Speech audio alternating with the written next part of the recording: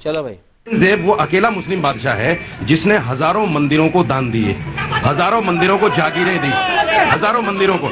ये तो latest news है। ये बोलते हैं कि औरंगजेब ने बहुत अच्छे काम करे। एक अच्छा काम बताइए उन्होंने क्या करा, कौन से मंदिर को दान दिया है, कौन सा क्या उजाड़ा है। ठीक है, इन्होंने हिंदुओं की बेटियों की इज्जत लूट दी रात को 12 बजे, तब जाके सरदार खड़े हुए थे बचाने के लिए। आप किस हिंदुओं की किस चीज की बात करते हैं औरंगजेब की? अगर सामने भी खड़ा होता ना उसके, ये तो आप खाली पक्ष में खड़े हैं, तो खाली इनकी महत्वाकांक्षा है कि आप बचे हुए हैं। अभी मैं सामने खड़ा हूं तो क्या मुझे मार देंगे आप? भाई अभी बता है। अरे देश में जिस तरीके से शिक्षा मंत्री रहे, उन सब ने देश को सेकुलर बनाने की आड़ में इस्लामिक कंट्रोल करने की कोशिश की, लोगों के मन मस्तिष्क को बदलने का प्रयास किया, शिक्षा मॉडल को ऐसा कर दिया कि हमें वो अच्छे लगने लगे। आपने गांधी की बात की, पर गांधी ने देश को क्या दिया? धर्म के नाम पे बंटवारा हुआ, जिन्ना और राजनीति के चक्कर में, और एक देश को धर्मशाला बना दिया। 3 सवालों का जवाब दीजिए। अगर इस देश में संविधान है तो सर इस देश में फिर पर्सनल लॉ बोर्ड क्यों है? और अगर हम सेकुलर हैं तो सर माइनॉरिटी कमीशन क्यों है? और सर अगर मंदिरों पे टैक्स लगता है तो मस्जिद और चर्च पर टैक्स क्यों नहीं लगता? आइए देखते हैं, मजा आएगा। वेल हेलो एवरीवन, स्वागत है आप सभी का द सैवेज वॉइस के एक और नई कमाल की डिबेट वीडियो में। दोस्तों आज की डिबेट वीडियो बहुत ज़्यादा इंटरेस्टिंग, बहुत ज़्यादा कमाल की होने वाली है दोस्तों, क्योंकि इस डिबेट वीडियो में आप सभी को देखने को मिलने वाले मौलाना रशीदी, साथ ही यहाँ पे आपको बीजेपी के प्रवक्ता भी दिखाई देंगे और भी पार्टियों के प्रवक्ता दिखाई देंगे। पर इस डिबेट में खास क्या है यही जानने वाले हैं हम।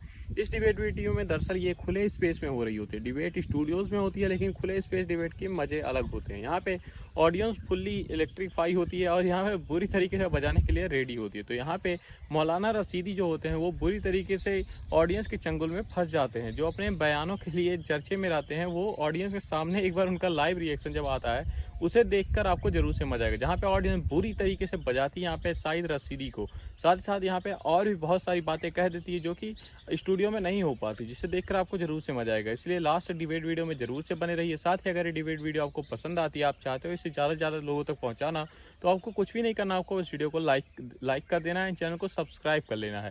साथ ही साथ इस वीडियो को दबा के शेयर करो और पूरा देखने की कोशिश करो, क्योंकि आप पूरा देखोगे तभी यूट्यूब इसे ज़्यादा से ज़्यादा लोगों के पास भेजेगा। तो चलिए आज के इस कमाल के डिबेट वीडियो को अब स्टार्ट कर लेते हैं। 9.9% मुसलमान मानता है, ये हमारा विश्वास है। आया भाजी, आ रहा जनाब आली दस साहब जी। देखिए, औरंगजेब की जो तारीख है उसको लोगों ने बड़ा गलत तरीके से लोगों में रखा है। अभी जैसे भाई ने कहा कि लाखों हिंदुओं का कत्लेआम। एक जगह मैंने कहीं पढ़ा कि वो रोजाना 10,000 जनेऊ जलाता था या 10 लाख जनेऊ जलाता था। आप इसको काउंट करके देखिए और फिर उस वक्त की आबादी को देखिए। ये इतने बड़े झूठ हैं जिनको तारीख में अगर पढ़ाया जाए तो मैं समझता हूं कोई भी आदमी औरंगजेब से नफरत करना शुरू करेगा। औरंगजेब वो अकेला मुस्लिम बादशाह है जिसने हजारों मंदिरों को दान दिए, हजारों मंदिरों को जागीरें दी, हजारों मंदिरों को। और मैं नहीं कह रहा हूं, ये मैं नहीं कह रहा हूं, सुनिए, ये मैं नहीं कह रहा हूं,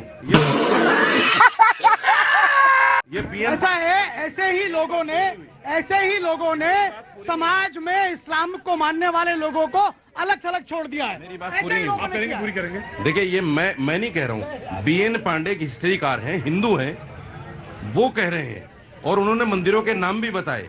बहुत सारे मंदिर हैं साउथ से लेकर कश्मीर तक, जिन्होंने बनारस आपका लखनऊ के आसपास में बहुत जगहों पर उन्होंने। तो मेरा मानना यह है कि आज का ये जो वक्त है, मुसलमान की छवि को बुरा दिखाकर कहीं ना कहीं हिंदू वोट इकट्ठा करने का वक्त चल रहा है। गुरु तेग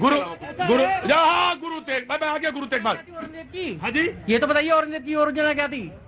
हाँ जी, औरंगजेब की योजना क्या थी? औरंगजेब की योजना क्या थी? गुरु, मैं तो सोचा था कि गुरु पे तुम सवाल पूछोगे, गुरु तेग बहादुर पे। जी, मुझे लग रहा था कि मैं गया ही इसीलिए। क्या नाम है आपका?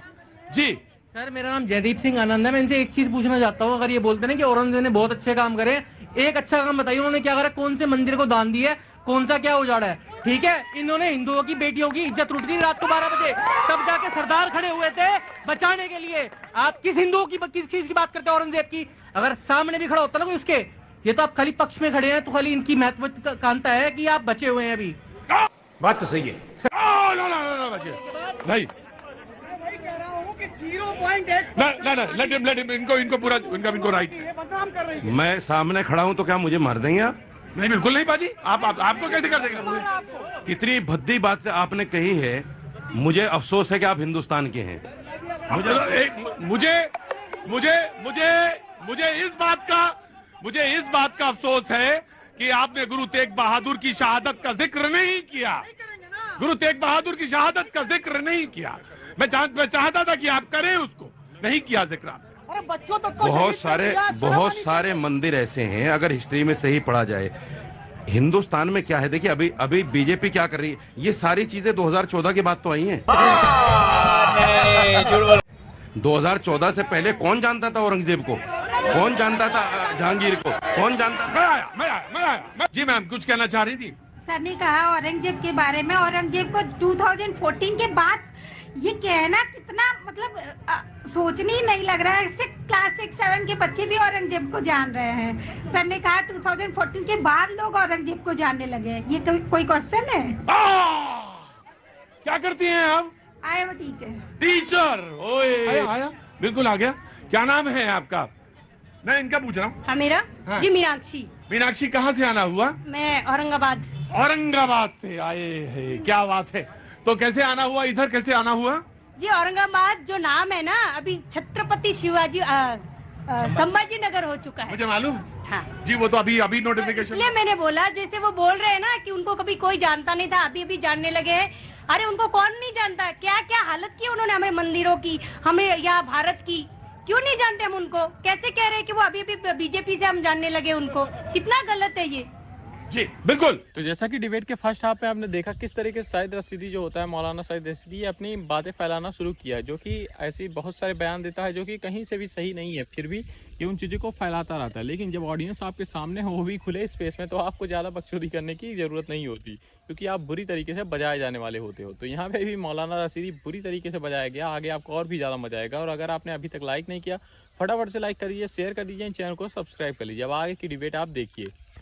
बिल्कुल जनाब, वन बाय जी। एक छोटी सी, अरे बाप रे, ये तो धोती खोल रहा है। सी बात आप समझिए, आज संविधान है, आज 80% हिंदू है देश में। आज के डेट में तो हम 30 साल में कोर्ट से केस लड़ करके मंदिर बना रहे हैं, और महाशय कह रहे हैं उस मुगल शासक आक्रांता के समय पर मंदिरों को दान दे दिया। मुझे लगता है इससे बड़ी भ्रामक और झूठ बात और कोई मौलवी साहब कह नहीं पाएंगे। जी जनाब, जी जनाब। देखिए औरंगजेब एक आक्रांता था, और उसने जो भी किया इस्लामिक राज्य को बनाने के लिए किया। उसने मंदिर तोड़े, उस लोगों का धर्म परिवर्तन किया, और उसने हिंदू स्कॉलर्स को। लेकिन मुझे एक सवाल आपसे करना है, किया उसने ये किया, लेकिन अब क्या हो रहा है, ये क्यों हो रहा है? हमारे देश में जिस तरीके से शिक्षा मंत्री रहे, उन सब ने देश को सेकुलर बनाने की आड़ में इस्लामिक कंट्रोल करने की कोशिश की, लोगों के मन मस्तिष्क को बदलने का प्रयास किया, शिक्षा मॉडल को ऐसा कर दिया कि हमें वो अच्छे लगने लगे। उनकी जकात और उनकी टोपी सिलने की बातें आई, उनको ने एक मन जो है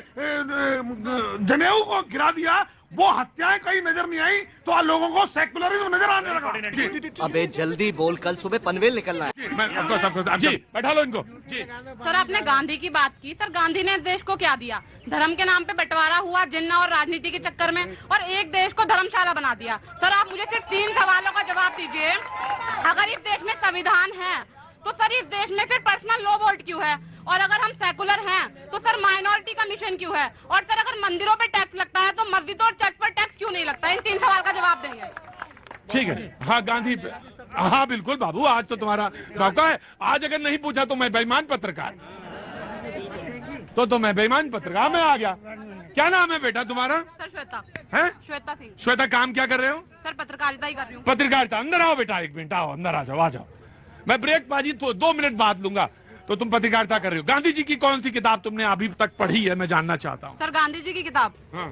सर मैंने कॉलेज में गांधी मेरा चैप्टर्स भी रहा है, और मैंने चैप्टर्स नहीं पूछ रहा हूँ मैं, किताब पूछ रहा हूँ कि गांधी की एक किताब बताओ जो तुमने पढ़ी हो और उसका जिक्र करोगी। सर भारत की आजादी मैंने पढ़ा है, जो किताब मैंने पढ़ी है। हाँ। उसमें सर गांधी का भी मजा आया। जैसा कि डिबेट में आपने देखा किस तरीके से यहाँ से डिबेट हो रही होती है, बहुत सारे मुद्दों के बारे में, औरंगजेब, वक्फ और भी बहुत सारे मुद्दों के बारे में यहाँ पे डिबेट हो रही होती है, जहाँ पे मौलाना सईद रशीदी, बीजेपी के प्रवक्ता, अन्य पार्टियों के प्रवक्ता आए होते हैं। और पार्टियों के प्रवक्ता तो समझते हैं कि भाई खुले स्पेस में ज़्यादा वो नहीं करना चाहिए, लेकिन मौलाना सईद रशीदी बहुत बार मैं इसे देख चुका है, खुले स्पेस में फंस चुका है। तो यहाँ पे भी मौलाना रशीदी फंस जाता है खुले स्पेस में, जहाँ उसकी बातें लोगों को बुरी लग जाती है और लोग उसे अच्छी तरीके से बजाते हैं। जहाँ पे सरदार जी साथ साथ और भी महिलाएं उसे बुरी तरीके से रोस्ट करती हैं। तो कैसी लगी आपको डिबेट वीडियो नीचे कमेंट बॉक्स में जरूर से लिखिएगा। साथ ही अगर ये डिबेट वीडियो आपको पसंद आई है तो प्लीज़ वीडियो को एक लाइक, चैनल को सब्सक्राइब एंड ज़्यादा से ज़्यादा मात्रा में इस वीडियो को शेयर करना मत भूलिएगा, ताकि वीडियो की रीच ज़्यादा से ज़्यादा हो, वीडियो ज़्यादा से ज़्यादा लोग के पास पहुँचे और ज़्यादा से ज़्यादा व्यूज़ इस पर आएँ और ज़्यादा से ज़्यादा लोग इस बारे में जागरूक हो पाएँ और हमें मोटिवेशन मिले, हम आपके लिए रोज़ नई नई कमाल की डिबेट वीडियो लाते रहें। तो हम मिलते हैं हम किसी और वीडियो में किसी नए टॉपिक के डिबेट के साथ। तब तक के लिए राधे राधे।